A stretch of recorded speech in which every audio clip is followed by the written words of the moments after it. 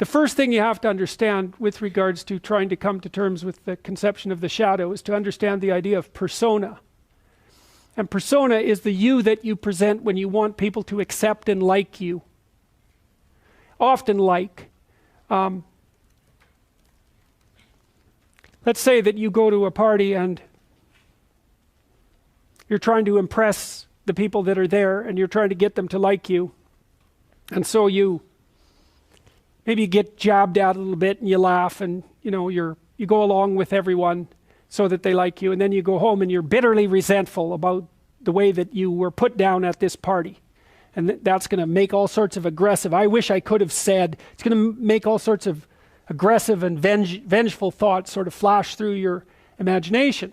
Well, the first part of the problem is that you were too much persona, right? You sacrificed yourself in some sense at the party so that people would like you.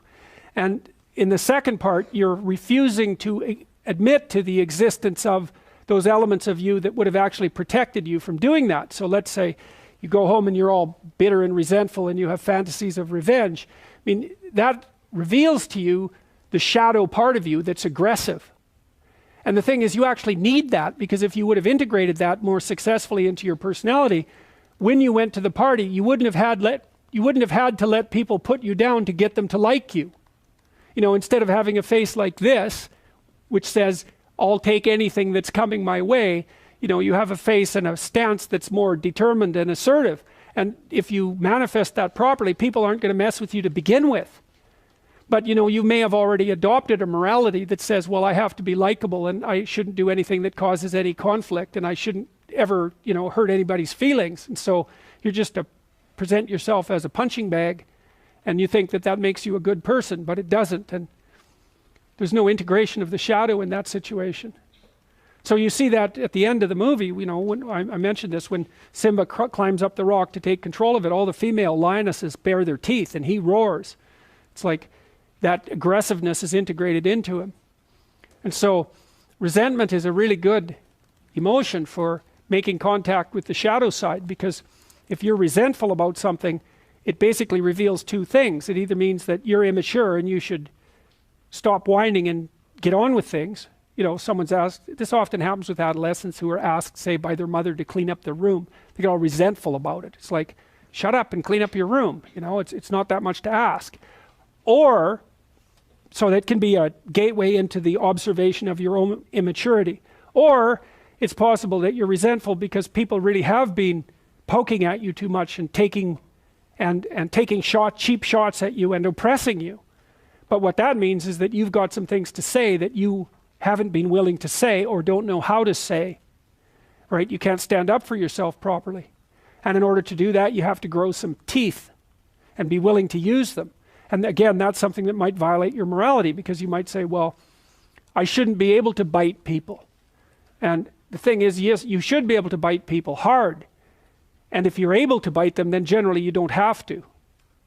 But they need to know that you can, because otherwise, especially people who are badly socialized, they'll just keep encroaching on you and encroaching on you and encroaching on you and encroaching on you until you put up a wall. Like someone who's really well put together won't do that, because they're sophisticated. But if you run into people who only have boundaries because other people impose them on them and you won't do it, you're going to be the bullied one in the office, for example. You're not going to get a raise. People aren't going to credit you with your own work. Other people are going to take credit for it. And you're going to go home angry because you're doing your best and you're trying to get along with everyone and nothing ever goes your way. Well, it's because you're a pushover. And you think that's good because you confuse harmlessness with morality. It's not right. Just because you can't do any damage doesn't mean you're moral. It just means you don't have the capability for mayhem.